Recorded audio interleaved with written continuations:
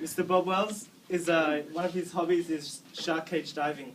He's also a volunteer at Keynote Valley Youth Music Center.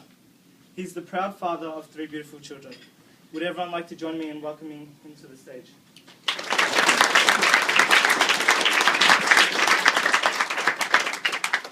Good morning, everybody. How's everybody doing this morning?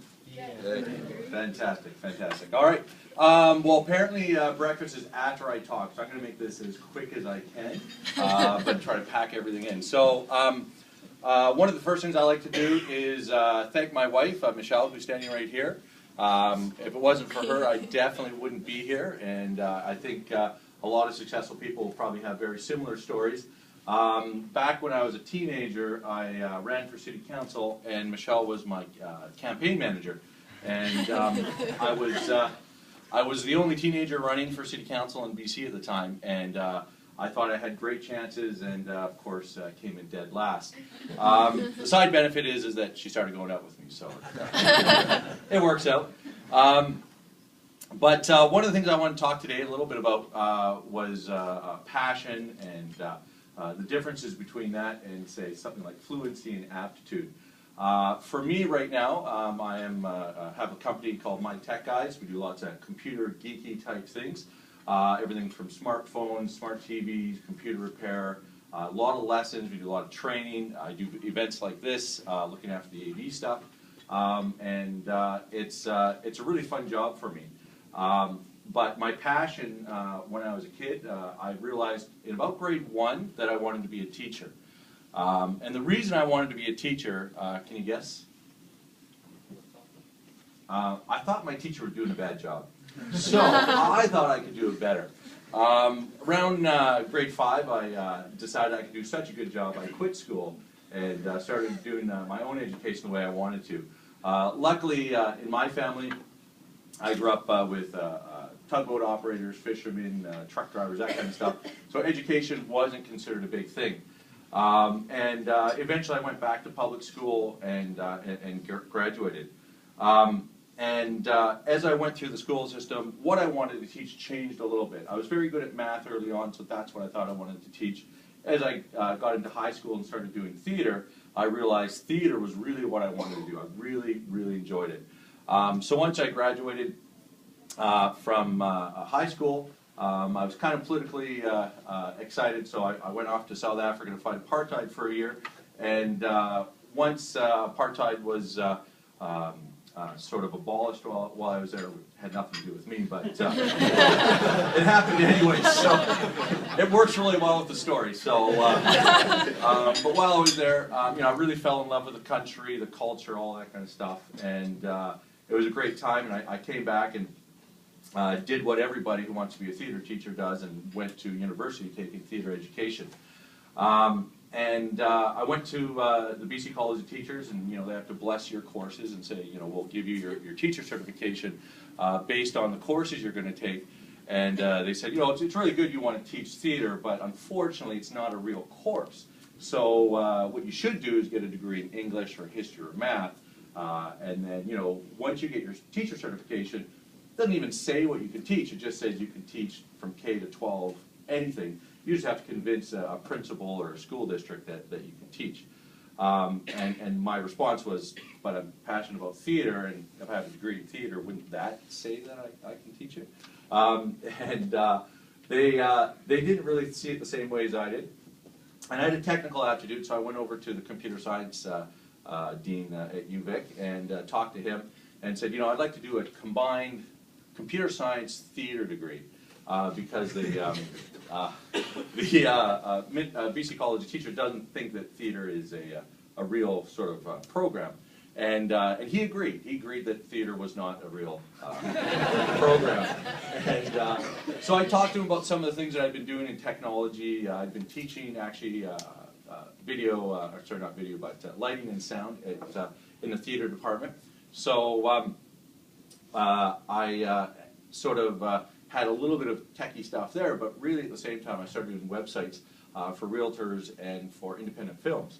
And so I was doing sites like the Vancouver Real Estate Board, Victoria Real Estate Board, and eventually MLS.ca, along with sites that had a lot of very creative video and audio content back in 1995 when the internet really was in its infancy.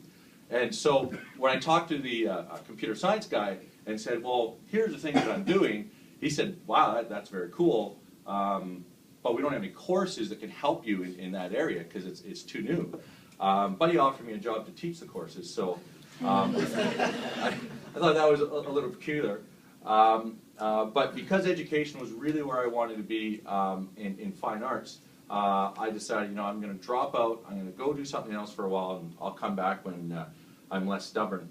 And at that time, I was offered a job at the Ministry of Education developing fine arts curriculum. And so I thought that was pretty interesting because at the time I didn't have a degree. And so I was going to be basically creating courses that I wasn't qualified to teach. I found that a little bit odd, but you know, somehow through my persuasive communication skills, was able to get the job. And early on, I was approached by one of my coworkers, and he said, you know, you're young and have a ponytail, so you know, come help me with my computer. And so over I went, and he said, yeah, you know, I can't check my email, and I look, and you know, he clicks the button, and it says, you know, cannot check email, disk is full. And I kind of went, well, disk is full. You got to delete some crap off of this thing. And he said, oh, okay. So we deleted some things, and his email started working. And I said, like, how long has this been happening? And he said, oh, about 2 weeks now. And I said, so can you do anything? He's like, no, I can't do Word documents, can't do anything. And I was like, man, that's pretty bizarre. And you know, he called the local ministry tech department, and you know, nobody came, and so that's why he eventually approached me. Couple of interesting things about that. That person was actually developing computer science curriculum. and again, I thought that's kind of peculiar that the computer guy can't like read an error message and actually kind of put two and two together. And the other interesting thing that happened is the next day when I showed up to work. Can you guess what happened? What's that? Got a job? Oh, I did. Well, I was kind of working there, but I got reprimanded because apparently when you work in the Ministry of Education or government, if you do something that's not in your job description, you get in trouble for it. And I thought that was, you know, a little bit odd that I helped this guy and then I got in trouble for it. And but I was really where I wanted to be, and I kind of persevered, and I spent about 8 months at the Ministry of Education. And in that 8 months, I was reprimanded 12 times. So at the time, it was devastating, because this was my dream job. This was what I really wanted to do with my life. And, you know, I was, you know, kept feeling like every time I was doing really cool stuff, I'd get put down. And it was really frustrating. And so after 8 months, I went off and, you know, I was an artsy-fartsy guy, but, you know, had been doing a lot in technology, so worked for some .com companies until starting my own computer co-op, actually the first computer co-op in Canada. And that was really exciting, and we started up the company. And what I realized, and it hadn't really dawned on me, is that I don't really like computers. And it's kind of weird, but I thought, you know, I don't like sitting in a desk all day. I don't like, you know, basically talking to computer screens with a keyboard. And so after about a year, I left and was offered a job at Shaw Cable in their marketing department. And I was like, this is it, you know, theater guy. I get to do some theater stuff. And so started at Shaw Cable in 1998. And coincidentally, the same day they were starting their internet department, high-speed internet. And I was in charge of, well, not in charge, I was like the new guy, but I was kind of in the internet marketing arm of Shaw in Victoria. And you could sort of hear that there was problems going on. So I kind of walked down and said things like, you know, maybe you're out of IP addresses and you know, maybe reboot the server and kind of threw out these kind of really basic troubleshooting things when, you know, people couldn't get online and stuff like that. And the engineers, you know, they went, yeah, that's really nice, but this is like a $40,000 server. You don't just reboot it, you know, because it's much more complicated than that. And I said, okay, fair enough. went away, and about an hour later, they realized that yes, they had run out of IP address, and yes, they had to reboot the server. And so management came back to me and they said, "How would you like to be in charge of the internet department?" And I said, "Well, it's my first day. I really want to do artsy-fartsy stuff. I want to do TV, radio, and do marketing type stuff." And they said, no, it's all good. You can do that kind of stuff. And I don't think so. And they said, "Well, we'll give you a car and a credit card and cell phone and a laptop." And 1998, that was pretty cool. And I think I was about 23 or 24 years old. So I said, "Okay, sure, we'll do that." And it was great. Really enjoyed it, and I got to do a whole lot of different things in technology, from fiber optics to climbing poles, and just pretty much everything you can imagine a cable company can do. And it was really exciting. And more importantly, we were hiring lots of people, so I'd learn how to do something. When I got bored with it, I'd teach somebody else how to do it that I'd hired, and then I could go and do something else, which I thought was really, really important. And when I heard the comment about doing more and more about what you like to do, that's exactly kind of how my career path went along, except for the fact that in big corporations, when you're good, sometimes they want to promote you to things that you don't want to do. And so they kept saying, "You're in charge of our internet department, but you're in Victoria. You should really be in Calgary, because that's where head office is. That's where everything happens." And so I used to go there and do training and work with people, but I was an internet guy, so I could do a lot of that stuff over the internet. About 11 minutes. Oh, for 11 minutes? Yeah. And so, thanks. Almost there. And so I used to go out there, and one year I was out there, and actually my first year, in around this time, it was November 26th, I was out there, and I remember going, "Man, it's really, really cold. It's so cold." And at the end of the day, after I trained the staff there, we were up on the 8th floor. At about 4 o'clock, they all walked to the side of the building, and they took out their little remote starters, and they started their cars, so that by the time they got downstairs, their cars would be warm. And so I kind of decided that Calgary really wasn't going to be for me. It wasn't what I wanted to do. Wasn't where I wanted to be. And so I said, "You know what? I'm 29 years old. I've done a bunch of stuff. I think what I need to do now is just retire to the Comox Valley." And how many people here have been to the Comox Valley? Anybody been here? It's an amazing place, the center of the universe, as far as I'm concerned.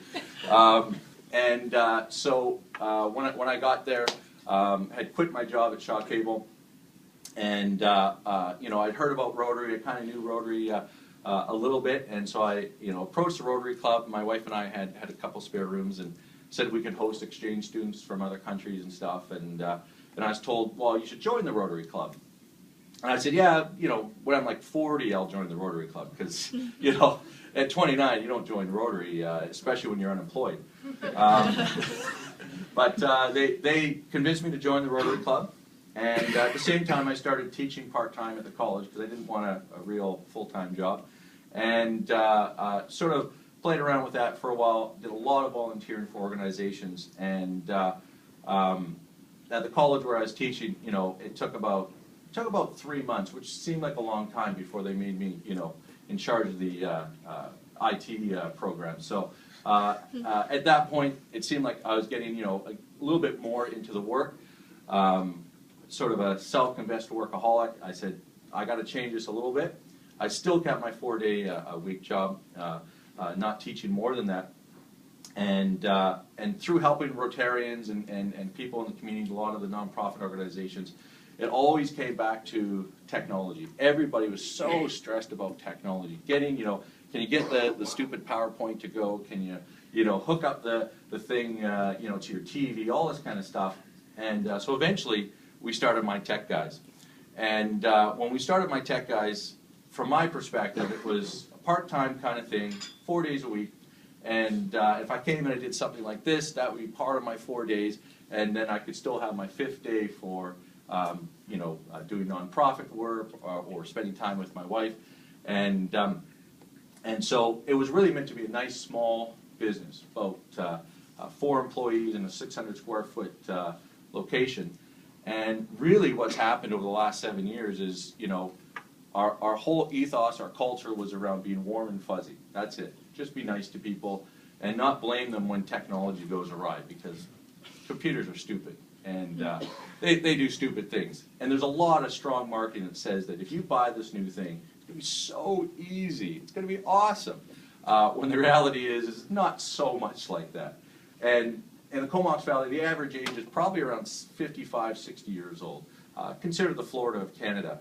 So you can imagine what happens. And we started our company in November of 2006. And in January, Windows Vista came out.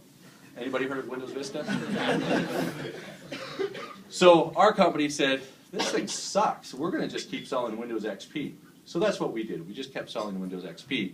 And in our first year, we thought we'd sell about $30,000 worth of hardware, because we were a service company.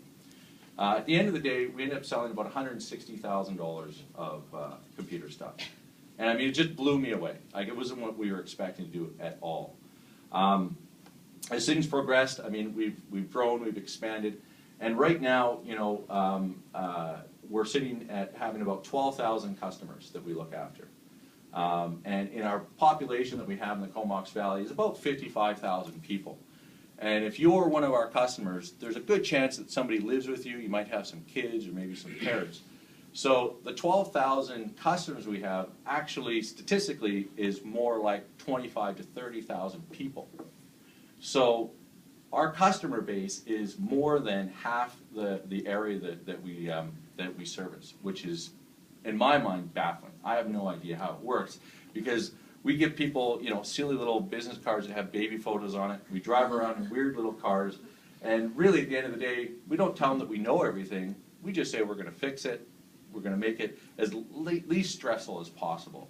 And I mean, when I look at what I do now, again, getting back to sort of the passion thing, you know, I definitely had a technical aptitude as a kid.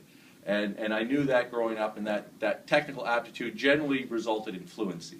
And fluency is something you can get by taking a course. You can learn the terminology, get a sense of how things work, but it's not necessarily going to help you with that aptitude part. And the third thing, which is passion, if you would have thought, or if I would have thought, at any time in my life, even 7 years ago when we started this company, that this is what I'd be doing every single day, I would have said, that's the stupidest thing in the world, because I don't really like computers. But what I do like is if I fix somebody's computer, they sit there and they go, wow, that was the most amazing thing in the world. You know, and it's like I'm a magician. And for me, my ego just gets blown totally up, because it's like, wow, this person thinks I'm, like, you know, really cool. And